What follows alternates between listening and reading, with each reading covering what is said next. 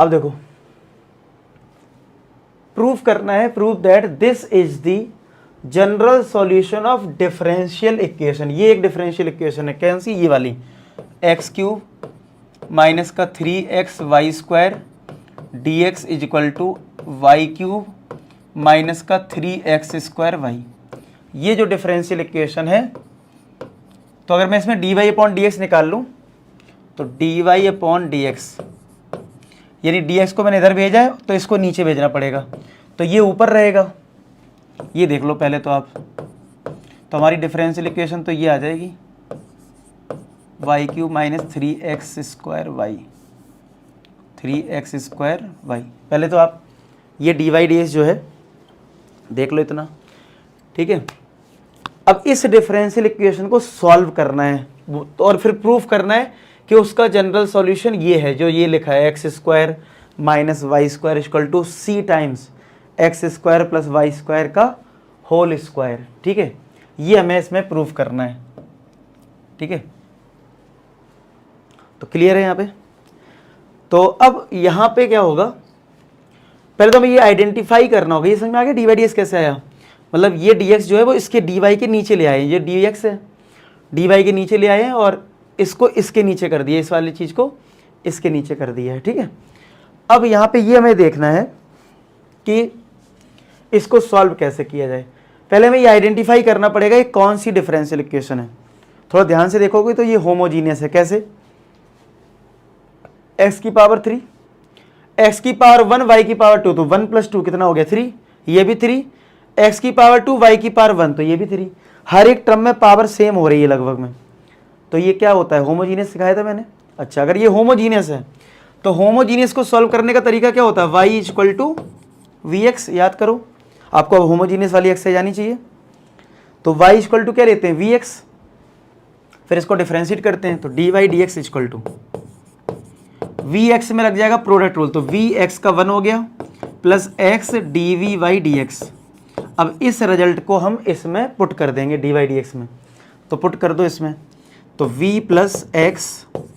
dv upon dx, मतलब क्या, dy dx के लिए ये वाली जो है वो इसमें हम पुट कर देंगे इसमें, = x³ माइनस का 3x, y की जो वैल्यू है vx है तो यहाँ पे vx पुट कर दो square upon y kilo vx put कर दो माइनस का 3x square y kilo vx put कर दो, तो v + x dv upon dx = x³ minus 3, ये v का स्क्वायर हो जाएगा और ये x स्क्वायर है और ये x यानी कि x³ हो जाएगा अपॉन ये v का क्यूब हो जाएगा, v³ x³ माइनस 3, ये v और ये x स्क्वायर x³ तो न्यूमरेटर में x³ मिल रहा है कॉमन, तो ब्रैकेट में क्या आएगा, यहाँ से 1 और यहाँ से माइनस का 3v² अपॉन x³ और x³ यहाँ कॉमन मिल रहा है तो यहाँ आएगा v³ माइनस का 3v। चेक करो भाई स्टेप, तो यहाँ से आ गया भाई हमारा ये रिजल्ट, x³ कॉमन लिया तो v³ माइनस का 3v, ठीक है। x³ तो कट जाएगा, v + x dvy dx, ठीक है, इतना आ गया। अब इस v वाले टर्म को हम LHS से RHS में भेजेंगे, ठीक है। तो भाई x dvy dx = ये तुम्हारा है 1 - 3v² अपॉन v³ माइनस का 3v और ये माइनस का v हमने इधर भेज दिया, तो अब एलसीएम लेंगे हम यहाँ पे v³ माइनस का 3v, तो ये 1 - का 3v²,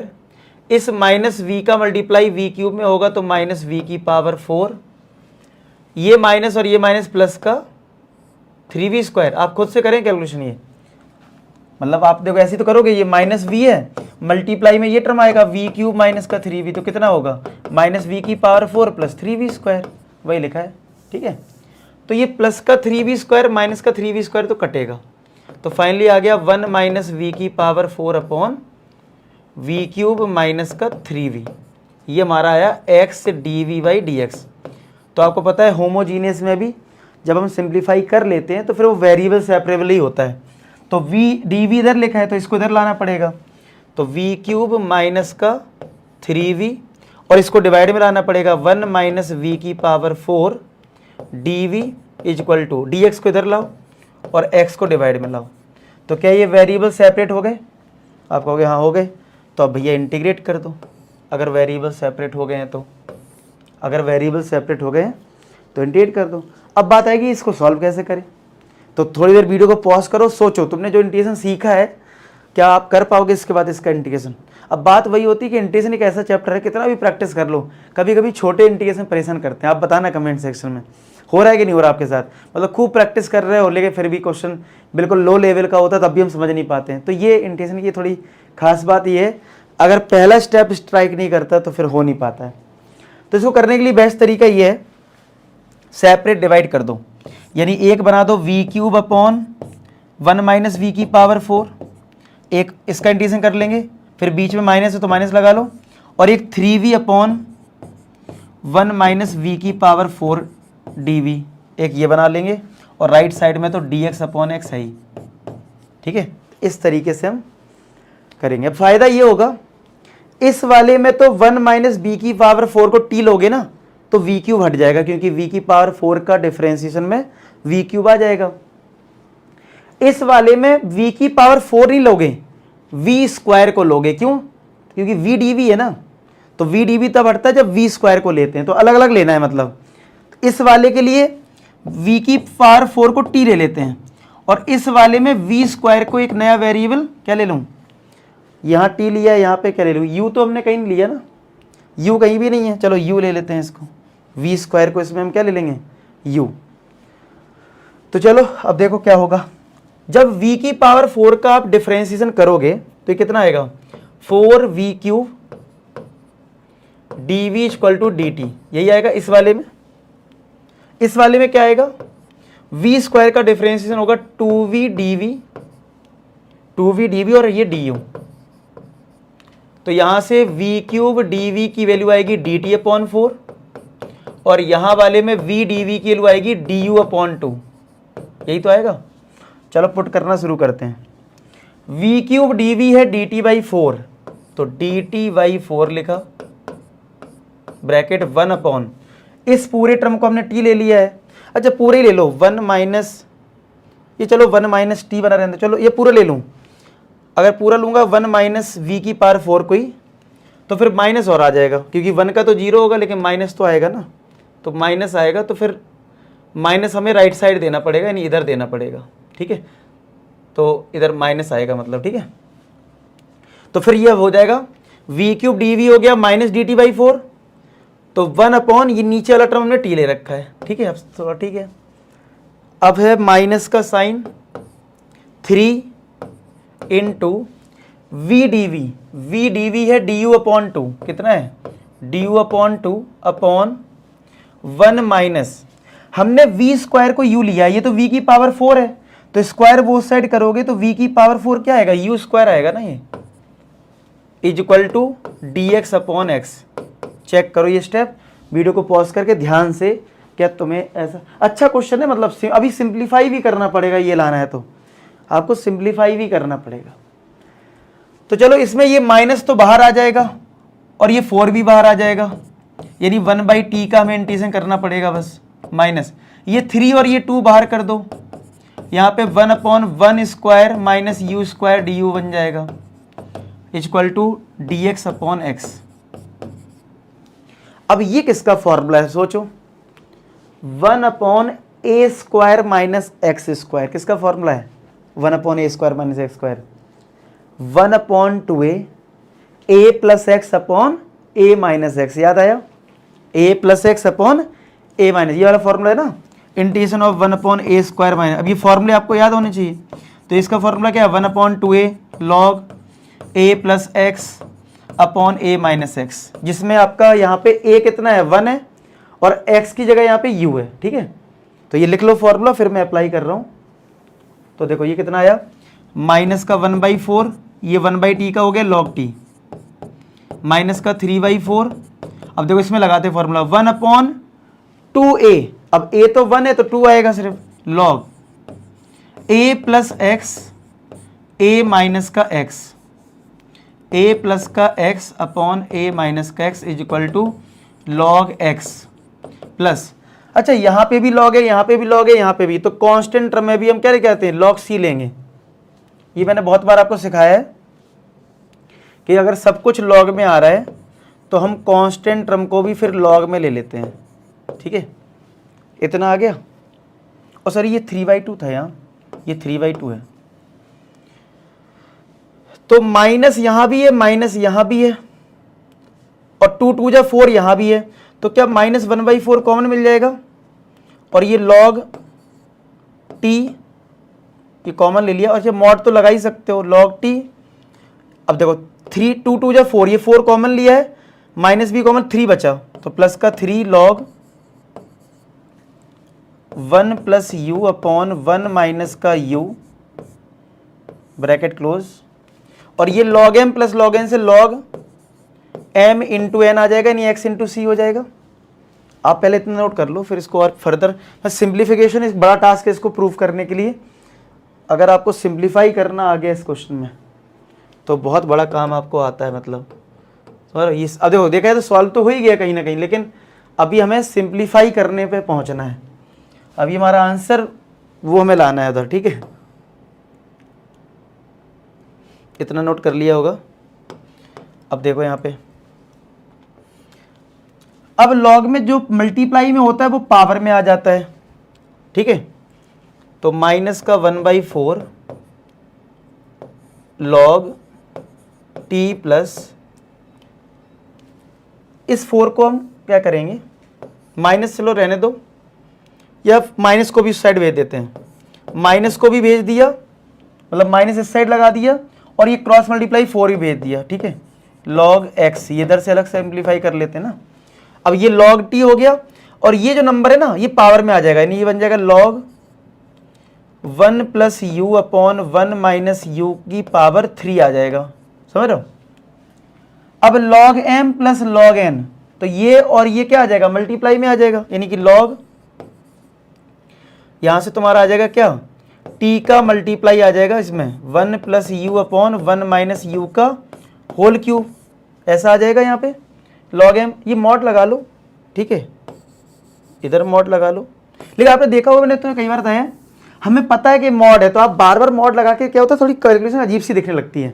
तो आप बुक में भी देखोगे नहीं लगाते हैं बार बार मॉड, ठीक है। हमें पता है कि यहाँ मॉड है, ठीक है, यहाँ भी मॉड है, लेकिन बार बार नहीं लगा रहे, ठीक है।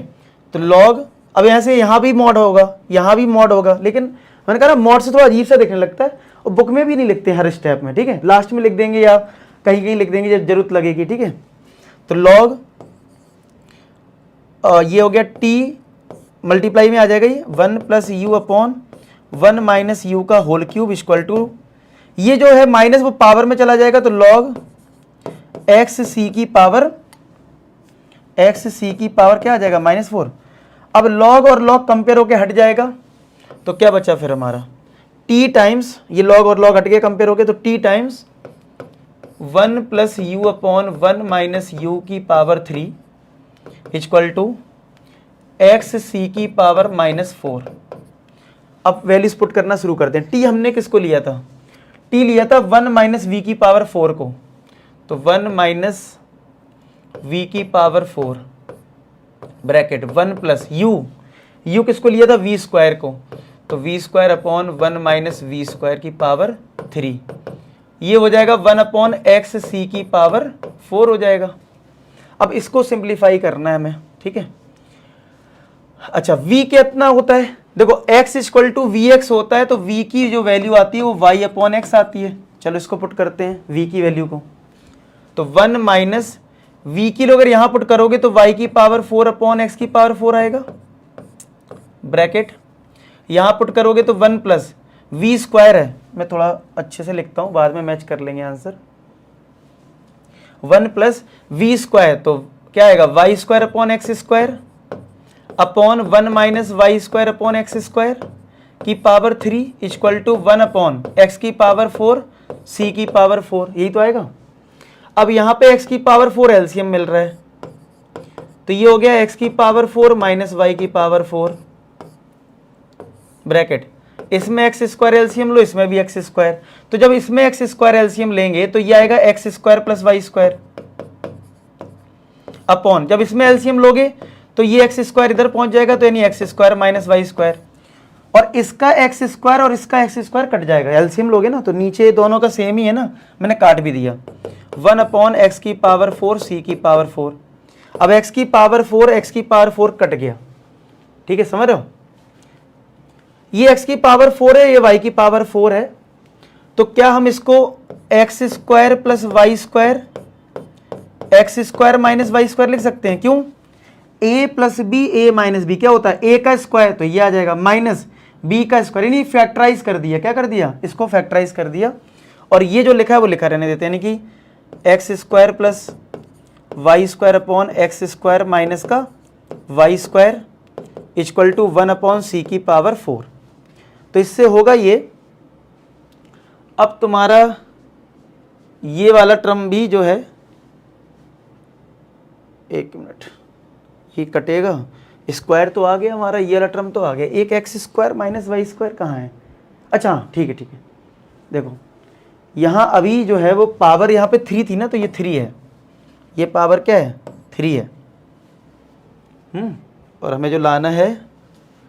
उसमें कितना, हाँ ठीक है, ये पावर 3 है ना, तो 3 रखे रहेंगे ना। अब देखो कितना आएगा, देखो x square plus y square x square minus y square, और ये है x square plus y square की पावर 3, और डिवाइड ये भी पावर आएगा x square minus y square की पावर 3 इक्वल टू 1 अपॉन सी की पावर 4। अब x square minus y square और ये x square minus y square की पावर 3 है, एक कटेगा मतलब, अब देख रहे ध्यान से कैलकुलेशन, ये पावर 1 है और ये पावर 3 है, तो क्या ये x square plus y square की पावर 4 हो जाएगा अपॉन, यहां पे ये एक कट जाएगा तो पावर 3 से एक कम हो जाएगा, यानी कि x square minus y square की पावर क्या हो जाएगा 2 और इक्वल टू 1 अपॉन सी की पावर 4। अब कर दो square root both side, square root का मतलब क्या होता है, हर जगह 2 से डिवाइड कर दो, यानी ये पावर 4 2 बन जाएगी, यानी x square plus y square की पावर 2, ये पावर 2 हट जाएगी, यानी कि x square minus y square, और यहां पे सी की पावर 4 क्या बन जाएगा सी स्क्वायर, तो इसको क्रॉस मल्टीप्लाई करा, ठीक है, तो x square minus y square आ जाएगा, और सी स्क्वायर को यहां मल्टीप्लाई करा तो x square plus y square का होल स्क्वायर आ जाएगा। अब सी हो चाहे सी स्क्वायर हो, वो तो एक कांस्टेंट टर्म है, उसको हम फर्दर सी लिख सकते हैं, तो ये आ गया x square minus y square equal to c times x square plus y square का होल स्क्वायर। अब ये देख लो, यही रिजल्ट तो लाना था, देखो x square minus y square equal to c times x square plus y square का होल स्क्वायर। तो आपको मेरे साथ साथ इसकी कैलकुलेशन सही से सीखनी है, अगर आप खुद से नहीं कर पा रहे हो थोड़ा दिक्कत आता भी, और अगर आपको समझ में आ गया अच्छा लगा तो अपना फीडबैक बताना वीडियो में, कैसा लगा आपको, मतलब मेरे साथ मैंने पूरी कैलकुलेशन करी है और आपको पूरा एंड तक आंसर निकलवाया है, आप लोग कमेंट सेक्शन बताना आपको कैसा लगा, ठीक है, नोट कर लो इसको, फिर से देख लो जहाँ जहाँ आपको फंस रहा है, फिर से कैलकुलेशन देखो, ठीक है, इसमें कोई कन्फ्यूजन नहीं होना चाहिए। सी स्क्वायर को हम सी लिख सकते हैं, वो भी कांस्टेंट टर्म होता है, ये मैंने पहले भी बहुत बार एक्सप्लेन करा कि माइनस सी आ गया, अब आंसर में प्लस सी लिखा है तो कोई दिक्कत नहीं, वो एक ही चीज़ होती है।